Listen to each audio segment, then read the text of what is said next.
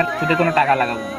আজ পর্যন্ত আমার এরম ভাবে কেউ বুঝায়নি ভাই, সবাই আমার পিছনে গিবাদ গেয়ে বেড়ায়, আমাকে সুদে মুমিন আর অত নষ্ট করে আমাকে নিয়ে। কিন্তু এরম ভাবে যদি বুঝাতো তাহলে হয়তো আমার অনেক উপকার হতো, কিন্তু আপনি আমার চোখ কান আজকে খুলে দিলেন, আমি অনেক উপকৃত হয়েছি।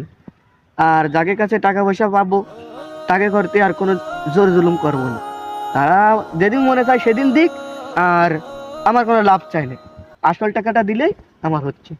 আপনাকে অনেক ধন্যবাদ ভাই, আমাকে বুঝিয়ে দেওয়ার জন্য।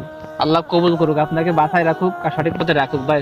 আমাদের প্রতিটা মহল্লায় এলাকায় এমন কিছু কিছু মানুষ আছে যারা একটা মানুষ যদি আমাদের ভিতর থেকে কোনো একটা মানুষ যদি খারাপ পথে যায়, তাকে কেউ কখনো সামনাসামনি এসে সরাসরি এসে বুঝে কখনো বলবে না যে ভাই ইসলাম এগুলো পছন্দ করে না, এটা খারাপ কাজ, আপনি ভালো পথে আসেন, কখনো বুঝে বলে না।